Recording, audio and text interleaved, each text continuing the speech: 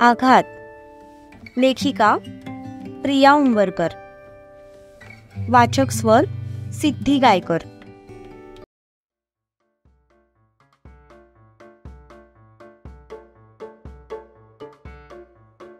जीत, मला वाटतं तुम्ही खूप थकल्यात. मी माझ्यासाठी चहा करायला जाते. तुम्ही काय घेणार? एंजल, माझ्यासाठी एक ब्लॅक कॉफी प्लीज. तो सवयीप्रमाणे बोलून गेला, पण त्याचं वाक्य पूर्ण होताच त्याचे हात जागेवर थांबले. त्याने मागे वळून तिच्याकडे पाहिलं तर ती अगदी त्याच्या पाठी उभी होती आणि हाताची घडी घालून दोन्ही भुवया उंचावत त्याच्याकडे बघत होती आणि गालातल्या गालात हसत होती. तो भांबावलेल्या नजरेने तिच्याकडे बघत होता. ती एक पाऊल पुढे सरकली आणि त्याच्या एकदम जवळ जाऊन उभी राहिली. तिने त्याच्या डोळ्यात पाहिलं. आज त्याचे डोळे निळे नव्हते, पण तरीही तिच्या खूप ओळखीचे होते. तिने हात पुढे करून त्याच्या डोक्यावरची कॅप काढली आणि सोबतच तोंडावरचा मास्क पण काढला. तुम्हाला काय वाटलं, तुम्ही असं वेश बदलून याल आणि मी तुम्हाला ओळखणार नाही? माझे डोळे बंद जरी असले ना तरी मी तुमचा सहवास चांगलाच अनुभवू शकते. समजलं तुम्हाला? करा आता तुम्ही तुमचं काम. बाय. तू जरी केअरलेसपणे वागत असलीस तरी मला तसं वागून चालणार नव्हतं, म्हणून मला इथे यावं लागलंय. हो, आहे मी केअरलेस. नाहीये मला स्वतःची काळजी, कारण माझी काळजी घ्यायला माझे जीत आहेत. ते मला काही होऊ देणार नाहीत यावर विश्वास आहे माझा.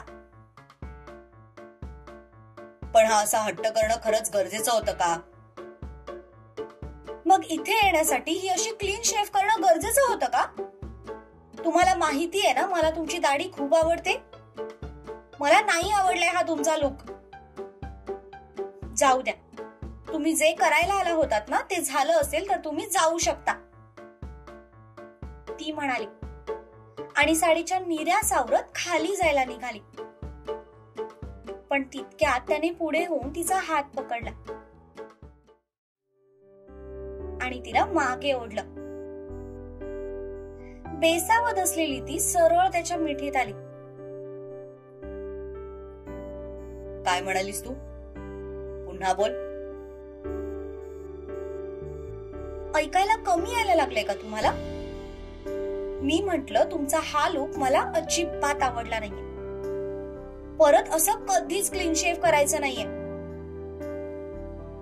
ती त्याच्यापासून बाजूला होण्याचा प्रयत्न करत म्हणाली. मला वाटलं तुला माझी दाढी टोचत असेल, म्हणून तुझ्यासाठी चेंज केलाय मी हा लुक.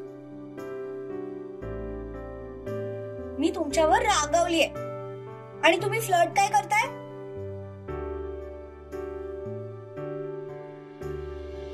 मी कुठे फ्लर्ट करतोय? मी तर माझ्या बायको सोबत रोमॅन्स करतोय. असं म्हणत त्याने तिला अजून जवळ ओढलं आणि तिला काही कळायच्या आत तिच्या ओठांवर ओठ टेकवले.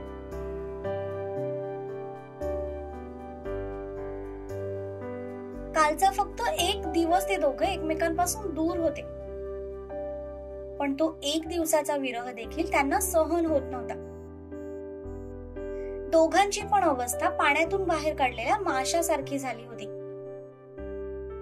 बाहेर आलेल्या माशांना जेव्हा पुन्हा पाण्याचा स्पर्श होतो आणि ते आनंदाने बागडू लागतात, तसंच जेव्हा यांना एकमेकांचा स्पर्श झाला तसे ते पण पुन्हा नव्याने एकमेकांच्या प्रेमात पडले.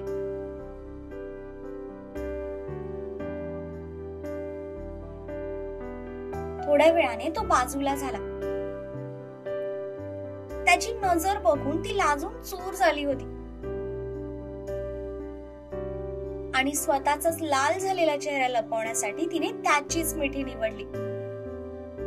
तसं त्याने पण तिला स्वतःच्या मिठीत सामावून घेतलं.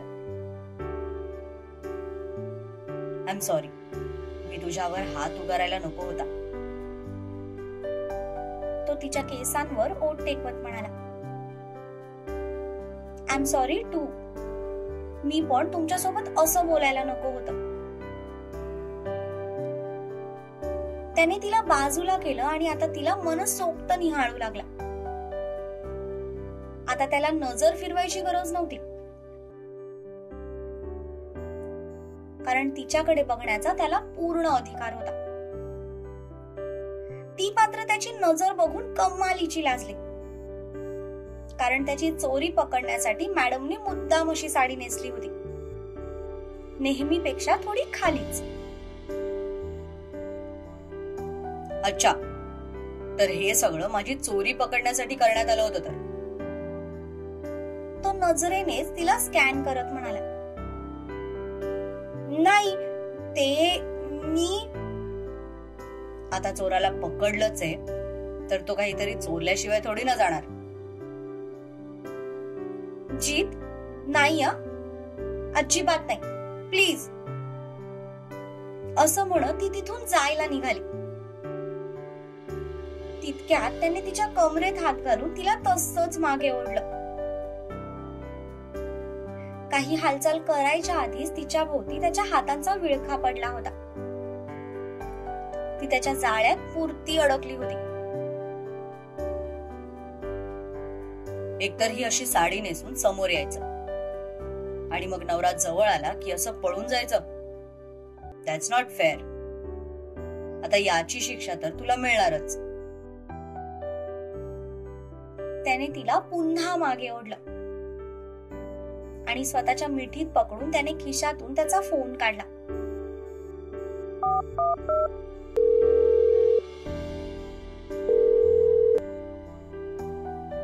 हॅलो मन्या, त्या लोकांचं काम झालं असेल तर त्यांना जायला सांग, आणि नसेल झालं तरी जायला सांग. तो मन्याला फोन लावत म्हणाला. तसे तिने झटकन नजर वर करून त्याच्याकडे पाहिलं, तर त्याने तिला डोळा मारून एक फ्लाइंग किस दिला. जीत, ऐका ना, आई बाबा कधीही घरी येतील, बरं नाही दिसणार ते. ती त्याला समजावणीच्या सुरात म्हणाली. आले तर येऊ दे, मला नाही फरक पडत. असं म्हणत त्याने तिला सोडलं आणि तिचा हात पकडून तो तिला खाली घेऊन आला. खाली येताच त्याने पाहिलं की त्या माणसांची कामं झालीत आणि ती बाहेर निघून गेलेत. ते बघून त्याने पुन्हा तिला डोळा मारला. तसं तिने डोक्याला हात मारून घेतला. कुठून दुर्बुद्धी सुचली आणि आपण ही साडी घातली असं तिला झालं. त्याने जाऊन दरवाजा बंद केला आणि तो तिच्या दिशेने येऊ लागला. आता मात्र ती घाबरली होती. जीत, ऐका ना, हवं तर उद्याचा कार्यक्रम झाल्यावर मी लगेच घरी येते, पण प्लीज आई बाबा कधीही येतील, मला खूप भीती वाटते. ती त्याला समजवण्याचा प्रयत्न करत होती, पण साहेब काहीही ऐकून घेण्याच्या मनस्थितीत नव्हते. त्याने तिला सरळ दोन्ही हातांवर उचललं आणि तिच्या रूमच्या दिशेने जाऊ लागला. इथून पुढे जर माझ्याशी भांडून माहेरी आलीस तर मी तुला अशीच शिक्षा देत जाईन. यावेळी तर घरी कोणी नाही. नेक्स्ट टाइम सासू सासरे असले तरीही इथे येऊन राहीन, आणि मी हे करू शकतो हे तुला चांगलंच माहितीये. सॉरी सॉरी, खरंच सॉरी. मी इथून असं पुढे काही नाही करणार. असं म्हणत ती त्याच्यापासून बाजूला होण्याचा प्रयत्न करत होती, पण नंतर काही वेळाने ती त्याच्या स्पर्शात विरघळून गेली आणि ते दोघे पुन्हा एकत्र आले.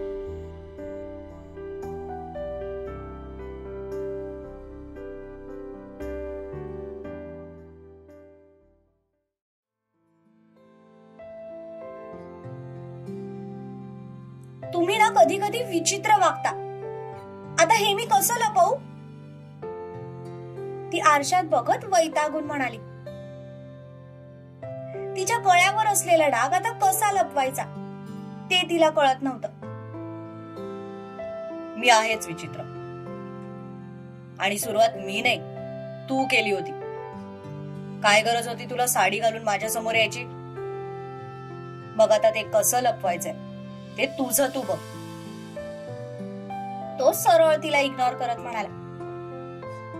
पण त्याचं उत्तर ऐकून ती मात्र आ वासून त्याच्याकडे बघत राहिली.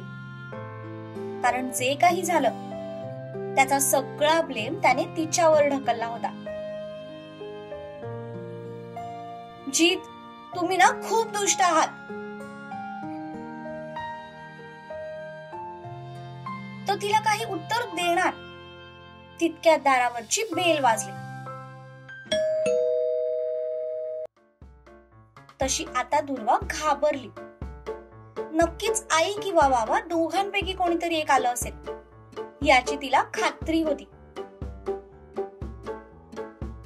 दुष्ट मी नाही, दुष्ट हे आहेत माझे परमपूज्य सासरे बुवा. जरा म्हणून आपल्या दोघांना एकत्र येऊ देत नाहीत. आता बघ मी काय करतो ते. असं म्हणत तो सरळ बाहेर जायला निघाला. वेळ लागलाय का तुम्हाला? अहो काय विचार करतील ते? घरी कोणी नसताना मी तुम्हाला घरी बोलवलं. अरे देवा, आता मी काय करू? बाबा असतील तर त्यांना काय उत्तर देऊ? आता माझं काही खरं नाही. रिलॅक्स एंजल, नवरा बायको होत आपण. चोरून बॉयफ्रेंडला भेटल्यासारखं काय रिॲक्ट होतेस तू? ती पुन्हा काही बोलणार तितक्यात पुन्हा बेल वाजली. तसं तिने भीतीने आवंढा गिळला.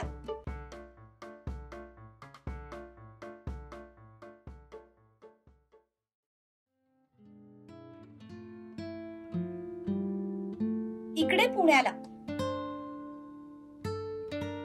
तू बरी आहेस ना? मी तुला माझा भूतकाळ सांगतोय आणि तरीही तू काहीच रिॲक्ट करत नाहीयेस. त्याने तिची अशी रिॲक्शन एक्सपेक्टच केली नव्हती. कारण तिचा स्वभाव बघता ती नक्की चिडेल असं तो गृहीत धरून चालला होता.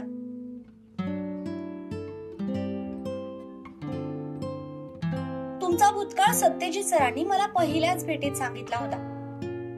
सो हे माझ्यासाठी काही नवीन नाहीये. पण ज्या पद्धतीने तुम्ही सगळं प्रामाणिकपणे सांगितलं ते नक्कीच माझ्यासाठी नवीन होतं. तुम्ही जसे आहात तसंच मी तुम्हाला स्वीकारले, अगदी तुमच्या भूतकाळा सकट. पण हो, भूतकाळात घडलेल्या गोष्टी जर वर्तमान किंवा भविष्य काळात रिपीट होणार असतील तर मात्र तुमची काही खैर नाही हे आत्ताच सांगून ठेवते. ती सरळ दोन्ही हातात त्याची कॉलर पकडून त्याला दम देत म्हणाली. एक सांगू, आजपर्यंत माझी कॉलर पकडायची हिंमत खरंच कोणी केली नाहीये. पण तू ती हिंमत प्रत्येक वेळी करतेस. ती हिंमत मी करणारच. कारण आता तुमच्यावर आणि तुमच्या या कॉलरवर फक्त माझाच अधिकार आहे. समजलं? अच्छा, आणि माझे अधिकार मला कधी मिळणार मग? लग्नानंतर. असं म्हणत ती एका झटक्यात त्याच्यापासून बाजूला झाली. काय यार, सगळ्या मूडचा कचरा केलास. बाकी सगळं नंतर. आधी मीटिंगचा टाइम किती वाजताचा फिक्स करू ते सांगा. अर्ध्या तासात ठेव, मी आलोच. ओके. असं म्हणत ती दरवाजाजवळ गेली आणि थोडा वेळ तशीच थांबली. त्याने मात्र त्याचं काम सुरू केलं होतं. त्याच्या चेहऱ्यावरून त्याचा मूड ऑफ झाला हे तिला समजलं. ती काहीही न बोलता दबक्या पावलांनी परत मागे आली आणि तिने खाली झुकून त्याच्या गालावर ओठ टेकवले.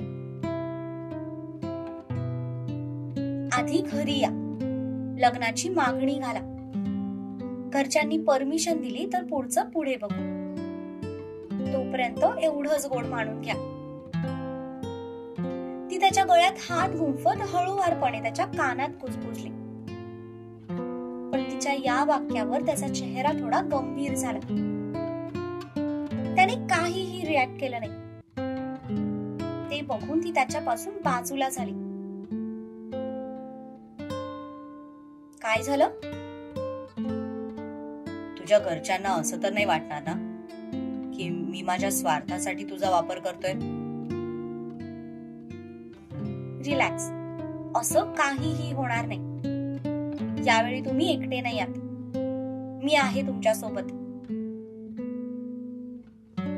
पण तुझ्या मनात नाही आला का हा प्रश्न? कदाचित मी तुझ्यावर प्रेम असल्याचं नाटक करून तुला फसवण्याचा प्रयत्न करतोय म्हणून? नाही, माझ्या मनात असा कुठलाही प्रश्न आला नाही. कारण तुम्हाला नाटकी वागता येत नाही ते मला चांगलंच माहिती. तुमचा रागही खरा असतो, तिरस्कारही खरा असतो. त्यामुळे प्रेमही खरंच असणार हे माहितीये मला. तिने उत्तर दिलं. तसा तो जागेवरून उठला आणि त्याने तिला घट्ट मिठीत घेतलं. प्रेमाने त्याच्या पाठीवरून तिने सुद्धा हात फिरवला. नकळतपणे मनाचे बंध जुळले जात होते. बरं, आपण या विषयावर संध्याकाळी बोलू. आत्ताची मीटिंग खूप महत्वाची. ती त्याच्यापासून बाजूला होत म्हणाली. यावर त्याने पण हो मध्ये मान डोलवली. तशी ती निघून गेली आणि तो रिलॅक्स होत त्याच्या खुर्चीत जाऊन बसला. यार, मला याबद्दल भाई आणि वहिनीला सांगावंच लागेल. त्यांना पण नक्कीच आनंद होईल असा विचार करून त्याने मोबाईल हातात घेतला. नाही, नको. भाई आता ऑफिस मध्ये असेल आणि वहिनी तर माहेरी आहे. तिला नको डिस्टर्ब करायला. रात्री निवांत कॉल करतो असं म्हणत त्याने विचार बदलला आणि मोबाईल बाजूला ठेवत तो त्याच्या कामाला लागला.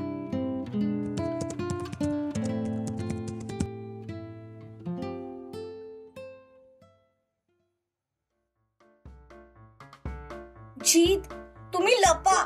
बाबांनी तुम्हाला इथे पाहिलं ना तर खूप चिडतील. व्हॉट? मी का लपू? ही माझी सासूरवाडी आणि मी माझ्या बायकोला भेटायला आलोय. त्यात इतकं घाबरण्यासारखं काय आहे?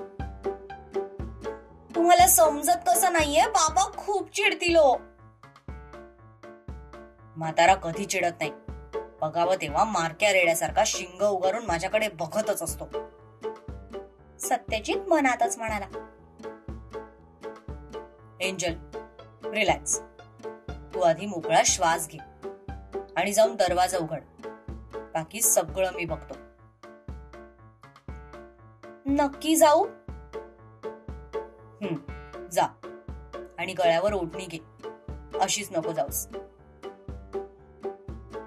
नक्की जाऊ ना? हो ग बाई, तू जा. बाकी टेन्शन नको घेऊस. तो तिला विश्वास देत म्हणाला. तसं तिने सुस्कारा सोडत जाऊन दरवाजा उघडला.